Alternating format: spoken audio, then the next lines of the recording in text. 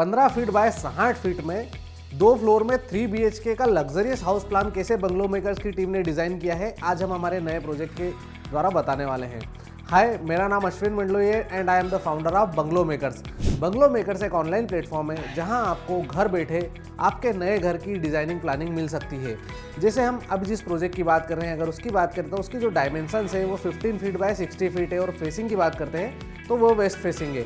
इसके बाद में अगर हम बात करें, जो क्लाइंट की रिक्वायरमेंट थी, उनको फ्रंट में लिविंग एरिया डबल हाइटेड में चाहिए था। उसके बाद में सबसे लास्ट में एक master bedroom plus open kitchen dining area के साथ में, और वहीं फर्स्ट फ्लोर पर एक सीट आउट के साथ में 2 बेडरूम चाहिए। तो आइए हम समझते हैं बंगलो मेकर्स की टीम ने इसे कैसे बनाया। तो ये प्लान हमने बनाया है हमारे क्लाइंट मनोज जी के लिए।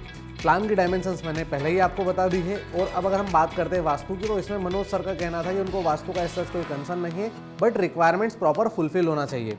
तो अगर हम स्टार्ट में बात करें तो उन्होंने 10 फीट का एरिया ग्राउंड फ्लोर पर छुड़वाया है नॉर्मल सीट आउट या बाइक पार्किंग के लिए। उसका जो लेवल लिया है रोड लेवल से 1.5 फीट ऊपर लिया है। वहीं जैसे हम एंट्री करते हैं तो मिडिल में मेन एंट्रेंस दिया है और दोनों साइड में विंडोज़ दी है। तो लिविंग रूम के जो डायमेंशंस है वो 14 फीट 4 इंच बाय 15 फीट है। वहीं अगर हम हाइट की बात करेंगे तो जनरली हमने पूरे घर में 10.5 फीट हाइट लिया है, लेकिन लिविंग एरिया को डबल हाइटेड बनाने के लिए हमने यहाँ पे जो हाइट ली है वो 18 फीट 7 इंच ली है। और ये आगे आप देखेंगे तो आपको फर्स्ट फ्लोर पे भी एक अलग ही लुक देगा। और इसके और क्या बेनिफिट्स है मैं आपको आगे बताऊंगा। तो अब अगर हम लिविंग एरिया से आगे बढ़ते हैं तो हमारा डाइनिंग एरिया आता है और साथ में हमने इंटरनल स्टेयर्स प्लान की है।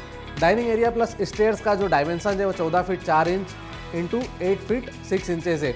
और अगर आप देखेंगे लिविंग एरिया और डाइनिंग एरिया के बीच में वॉल है जिसकी नॉर्मल हाइट सिर्फ 4 फीट तक ही रहेगी, बाकी पूरा ओपन रहेगा। इसके बाद में हम जाते हैं किचन के साइड में।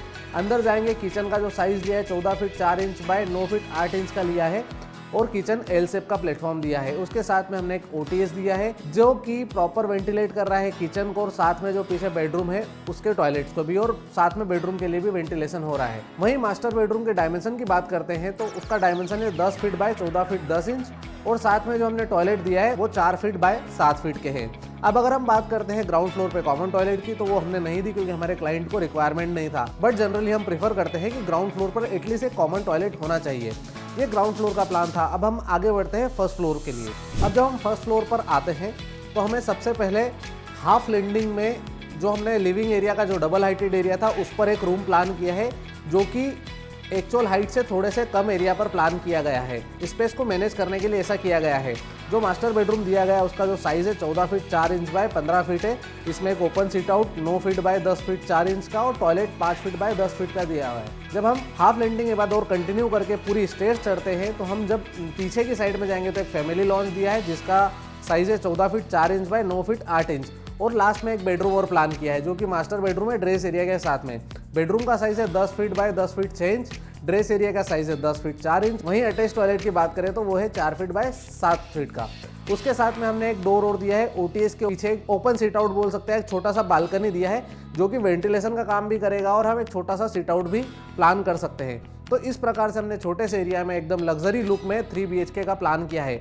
आप एक बार हमें कमेंट कर बताएं आपको ये प्लान कैसा लगा। तो अगर आप भी आपके नए घर के हाउस प्लान की तलाश में हैं तो आज ही बंगलो मेकर्स को कांटेक्ट करें, और इसी प्रकार के अलग अलग साइजेस के प्लान्स देखने के लिए हमें सब्सक्राइब करना ना भूलें।